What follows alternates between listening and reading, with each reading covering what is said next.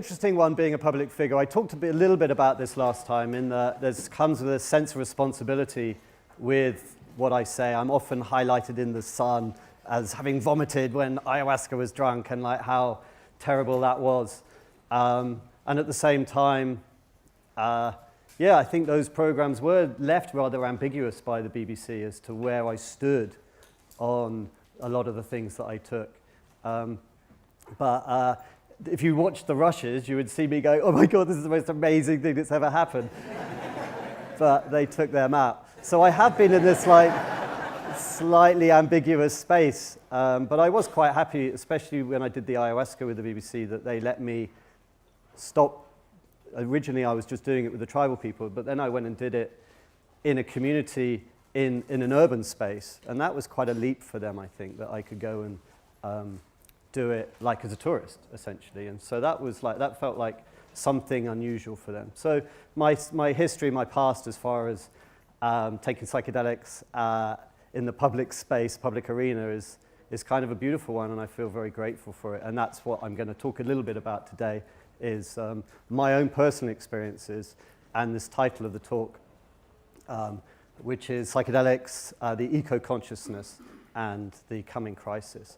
So I'm going to try and do that. If you read anything on the brochure about what I think I said I was going to talk about, I did this last time as well. It's like, forget all that. We're going to talk about something else. And the reason for that is that I've actually been giving talks this summer, which I rarely do because I get terrified. But I felt I've been out on the road talking about power and revolution because it's something that it rarely comes up when I'm interviewed, and it's something I really wanted to talk about. So I did write that down for here, but it's an hour-long speech, and it didn't fit fully with this title. And I thought it would be nicer to try and try and elucidate something that's more fitting with the theme of this morning. So psychedelics. Well, yeah, as I said, I've had great privilege of experiencing some really extraordinary ceremonies in places that few people get to go to, very authentic ceremonies. I started out, my first ever program was Iboga. I remember reading on the flight on the way out, if you get an ECG test before you have it, then you can check whether or not you're going to be in the danger zone. And me thinking, if only I'd read this yesterday, I could have had a fucking ECG. And that was the first ever tribe program we made, and that was me going off having a 3-day deep experience with a group of people who'd never done it to outsider before. I had to sign a disclaimer to say I wasn't a witch, and which is a subtly weird mixture of modern and ancient realms, in case someone came looking for them. And an extraordinary ceremony, meeting the Bwiti and going into all sorts of depth. And I could wax lyrical about just that one ceremony. Then on the Yopo, again with the Sanama people in the Orinoco, like day and a half of just snorting DMT. It's kind of fun. And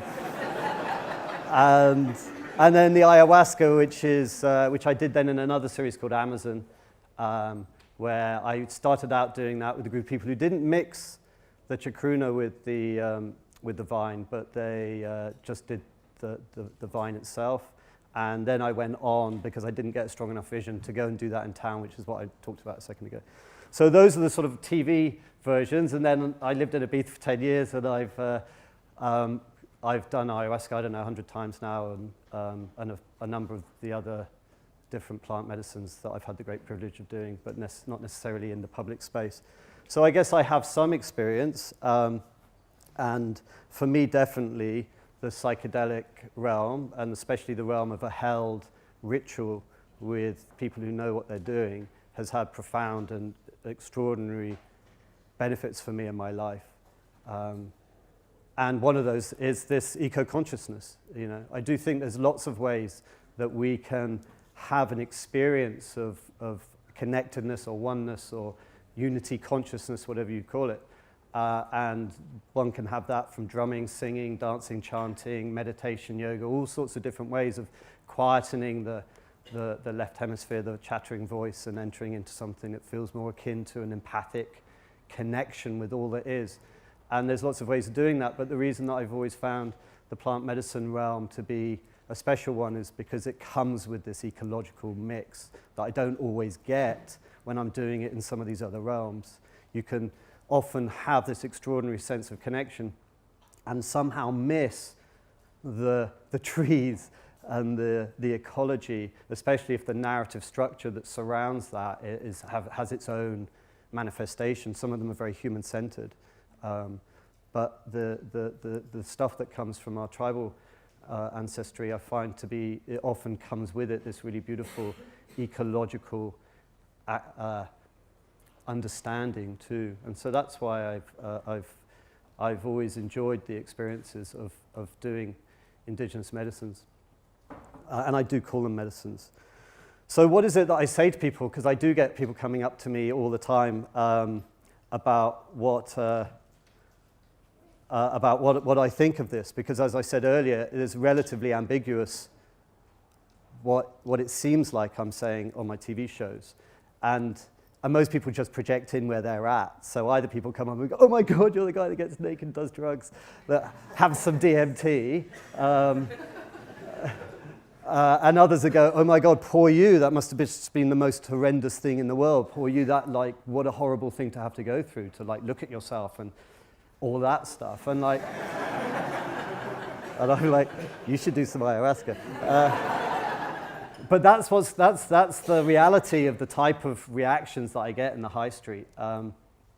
And so what do? I often am targeted by people who want to do it for the first time and they don't know anyone else, but they've sort of read about it and heard about it and want some advice. And that's quite difficult for me because obviously advising people where to go when you've no idea who they are and you can't take them through the whole setting, it's just an email or a conversation in the street or something, is very difficult. So I've struggled with that a little bit. But what I often, in the end, I ended up going to a place called the Temple of the Way of Light, which you probably know, as I felt that was somewhere, if I went and recognized that space as somewhere that has a very large throughput of people, and I thought that was good enough, I could just recommend people to go there. But for myself, I go to all sorts of other spaces, but I needed somewhere to be able to recommend.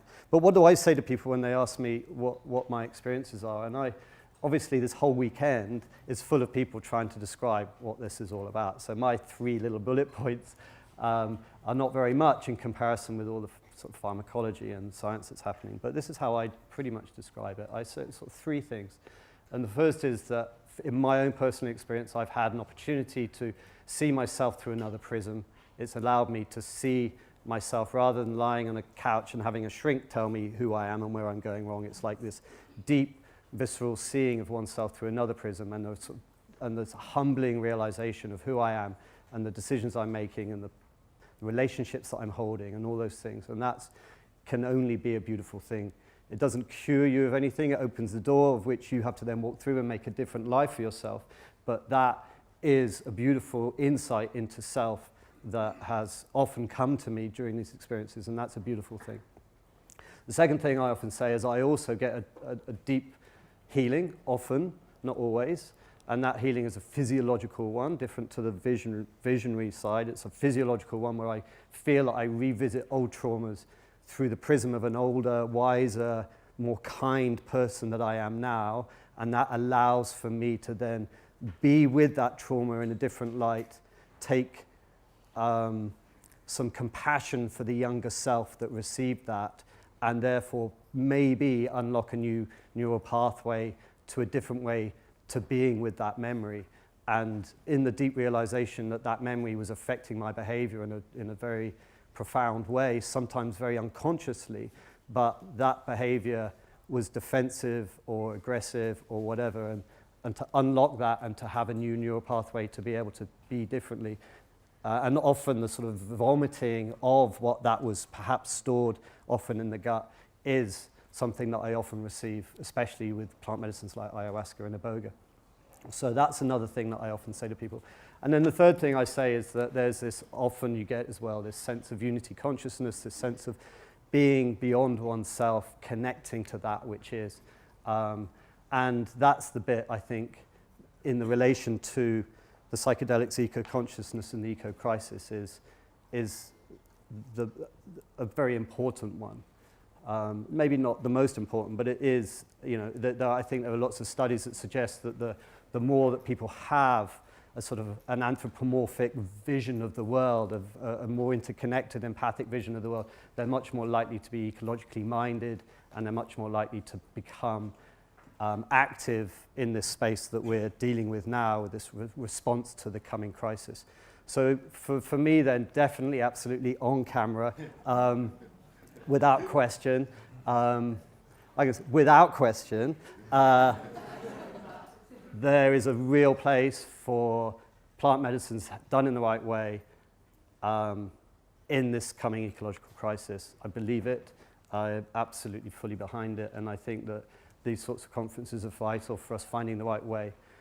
But as the speaker before me was saying, it was like, that's all very well and good for us, but what about those who are not interested or who are still fearful or whatever? And this is the hard thing. So what are the other things that I then, when I'm talking to you in this moment, is like, what are the other lessons that I've had from this? Before I just go on into like how amazing psychedelics are, I think it would be good to counter that with a couple of the other lessons that I've received in this realm. And the firstly is that, of course, they are not one-stop shop cures. They're not. They, as I said a minute ago, it's just a window opened up into you acting in a different way. And there are plenty of people, and we have friends, all of us, no doubt, who have basically started wearing feathers and rapé every day and haven't really changed that much.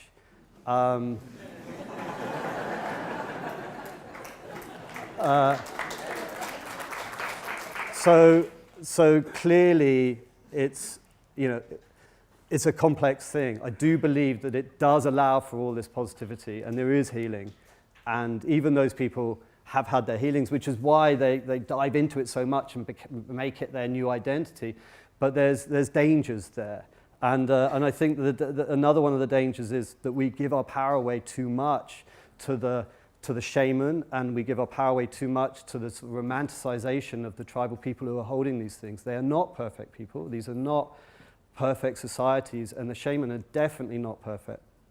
And what I might come on to at the end is the groups of people that I'm most interested in, who are the egalitarian groups, who live in a realm where before shamanism even really came about, where I think that there weren't any specialist medicine people.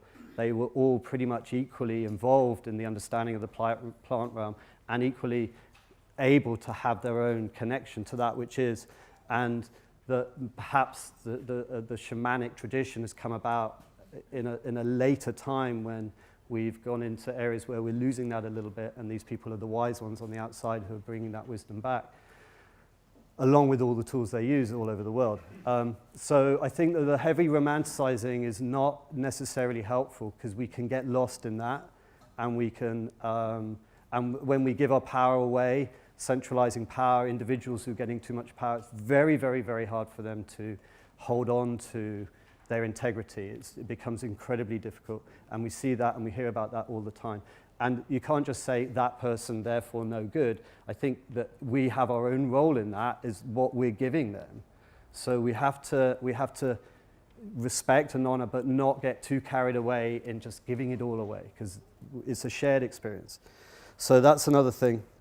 And so, yeah, so in indigenous peoples generally, we also often romanticize, and indigenous peoples are also very capable of trashing their own environments. Indigenous peoples are doing all sorts of things that are not necessarily, I think, perhaps as harmonious as they could be. So, and I say that from the position of someone who is clearly an advocate for so much of what we can learn from tribal people. There's so much that we can learn in so many ways. But again, we must be careful not to overly romanticize. There are one or two groups that I am quite romantic about, but they're very special, and they highlight a time that is a long time ago. And most of the other indigenous groups that we see out there now are actually in very many ways like us. They might be further down that conveyor belt of movement into where we are, but there is a time, and this is the talk that I actually give, and if you want, you can look it up. I just stuck one of the talks on my website that I've been traveling around talking about. It's like the time before the Neolithic revolution, the time before the domestication of plants and animals for food, there are some groups who still hold on to our oldest traits that we had for like 95% of our time on the planet, and they're much more egalitarian. They don't give their power away. It's a sort of like an empowered, decentralized way of community, and those people are really interesting to me. So they are, I think, I have a relatively high level of romance to them, but not necessarily generally just across all tribal people. So we have to be careful about that. And I think the other lessons that is that I think that I've also been with some groups who use psychedelics regularly, and I'm not sure necessarily in a very positive way. I think that psychedelics in their own right, despite how much we are going to learn this weekend about how they can help us cure addiction by bringing about connection. I've also lived with one group in particular that I'm thinking of who I really felt that actually their daily use of DMT was an avoidance of the deep pain that they were receiving as a result of what was going on in their world. And most tribal peoples are having a really difficult time now. And what might have once been a sacrament and a ceremony for helping in all sorts of positive ways has perhaps now become something that is actually an avoidance of the deep pain of their society. And that's just a very personal view. But I think for everyone here who's deeply into this world, knowing these things is important too, to not be too absolute in our statements of their amazingness. It's like we have to bear in mind that it's not a one-stop shop. And to finalize that point, probably the most harmonious groups that I've lived with have no psychedelics in their culture at all. And that's a big one for us to take on board in this room.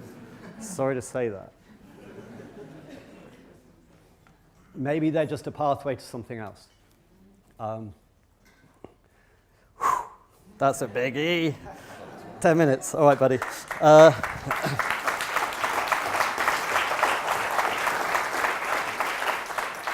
Okay, so with 10 minutes to go, let's move on to... I just discovered some of us can't hear you so well, and we missed the absolute gem that you were just... There's no gems here. It's all on film. I just said that actually the most harmonious groups that I've ever lived with, I think it's possible that they don't even really use psychedelics at all. And so to say that this is the only path towards something, it may be, there's truth in that it's a very useful tool for getting somewhere, but it doesn't mean to say that it has to be the answer. It's like, it's a tool. I wonder what those groups would be like if they did all have mushrooms every day. Like maybe they'd be even better. But I'm just giving you my experience. Probably. Shit, cut that. Jury's out a little. I just thought I'd offer that because it's good for us to be sort of grounded a little bit. Okay, so let's move on to the eco-crisis. What have I missed out? I only wrote this morning. Okay, eco-crisis. So yeah, how are we going to invite people to do psychedelics? Well, look, what did I write? Well, clearly this is the hard bit, isn't it? Okay, well, look, we have to feel more deeply. We have to fall in love with nature. That is something that absolutely has to happen. If it remains in the realm of the mind, then we're going to carry on just carbon credits and all the madness and just, it's not going to work. The technological fix is a great idea, but it just plays to the mind. We've got to fall back in love with nature, and we've got to go on that healing journey to be able to feel more deeply once again. And I think that there's lots of healing tools out there in the world, but for me, definitely plant medicines have been one of the most profound. I'm a big believer in Vipassana meditation as well, but I think those both work quite well in unison, and one gives you a slap and then you can like have a more long-term play out with the other, and there's lots of tools and each should find their own. But I think that the main direction that we need to be going on is to feel more deeply, and that the only way to do that is by going on the inner journey. But as we know, going on the inner journey, the first step is a really difficult one, and like for all of us who've done that, we remember how difficult that was, especially if you come from a culture like I did, where I believed that all drugs were bad and I was just fully institutionalized. So to even start doing something that was going to play with the mind was very, very difficult for me. In my life, that was because I fell in love with someone, and that helped. But for a lot of people, I hear it all the time, they just don't want to go there. So how do we invite that? Well, I think that the most important thing is the narrative that we hold in our lives at the moment, that actually we could all be good or bad, and that there are axes of evil, and there's people over there that are bad, and we need to lock some people up because they're bad, and all the rest of it. I've lived with tribes where the egalitarian tribes, where any type of violence at all is seen as a type of mental illness, almost reduced so much that it's just not present. Where's the axis of evil there? Where are the just bad people there? So if you take that on board, and I've lived with groups who are not utopian or perfect, but the level to which they're working in harmony with each other is so extraordinary that they've almost disseminated, or sort of almost gone through this sort of like sort of timeless group healing where they're all living in a much more harmonious way. And for me, that gave me the insight into the counter argument to this much more genetically determined whether we're good or bad. It's like, well, no, here's a group of people where the environment is clearly the most powerful tool. And here, this environment has been created in such a way, and they've been birthed and brought up in such a way that they're living in this harmonious way. So that suggests to me that beneath my layers of conditioning is actually something really beautiful. And that is the thing that I want to put into the world when it comes to people saying, I don't want to go on that journey because beneath those layers, I might just find something really dark. And that's the thing we have to cross out, because there is a lot of that in our society. I hear it all the time. It's like, I just don't want to go looking because it only leads to badness. But we have to be able to undo those layers to find our deeper harmony so that we can feel more deeply, because without the feeling, we're not going to get through. And there has to be some compassion in that too, because although we've all had our own difficulties on those healing journeys, we have no idea what the next person's is like. There's a lot of really bad trauma in our society, and there's a lot of people who had it really fucking hard when they were kids, and there's a lot of abuse, and there's a lot of things that didn't happen that should have happened, and a lot of things that should have happened that didn't.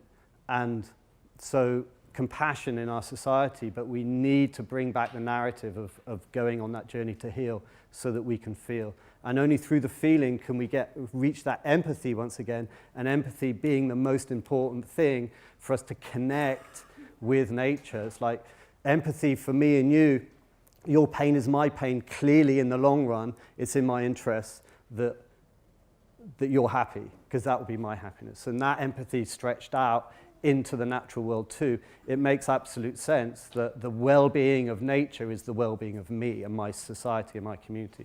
And that's what empathy can bring about. Thanks, mate. And so empathy to me is at the heart of it. It's at the heart of the film I made, To Why. And I think that there was a time when we were feeling that on a much more regular basis. The To Why film I made talked about how nomadic hunter-gatherers were essentially meditating every day. Out when you're trying to catch the monkey, you have to be in your body, in your senses, alert in this moment to be able to get it, otherwise it will get away. You just won't get it. You've got to be training yourself on a daily basis to be present.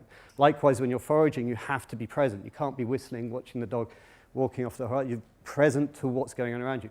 On a daily basis, that is some type of meditation that perhaps rebalances the inner world and allows for this more body sense experience of empathy. So that's one thing. And I think that's at the heart of it.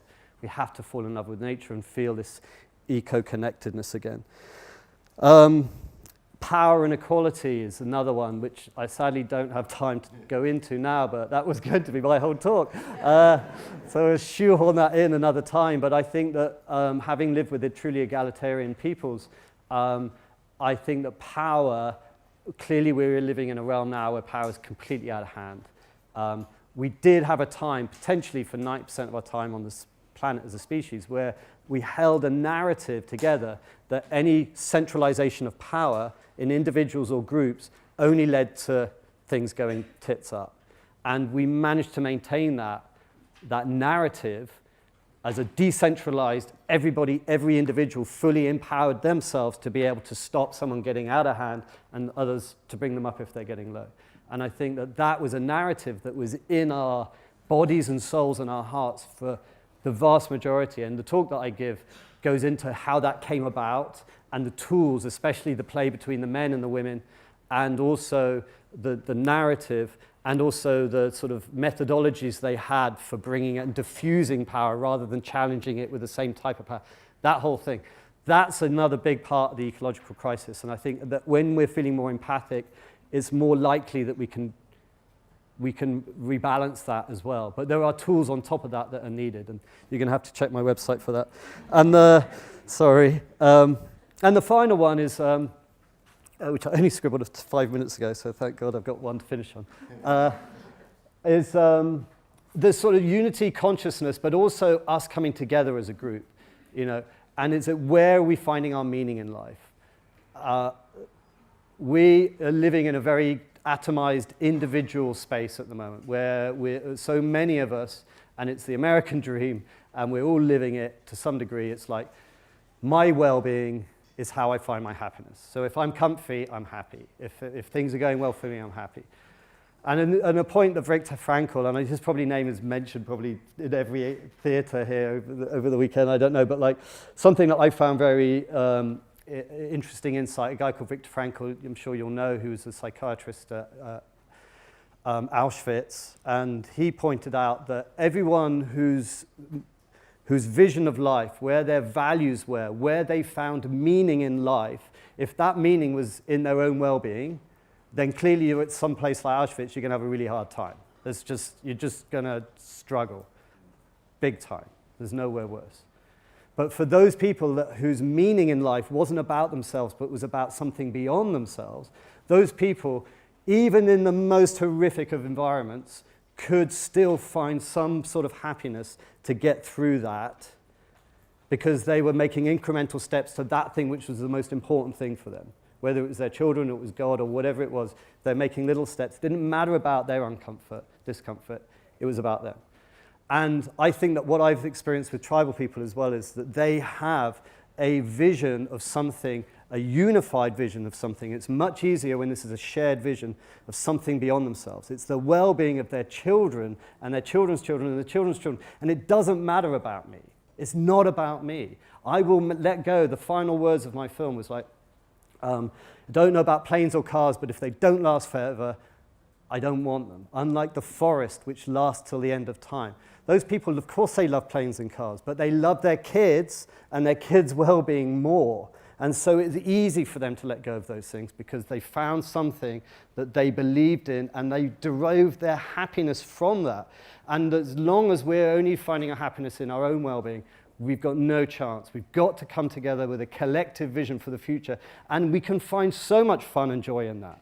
We can come together and we can absolutely do it. And I think XR and all these other movements together have that. It's like the joy of coming together with a bigger vision, being on the streets, like being in a festival, but with a meaning as well. How cool is that?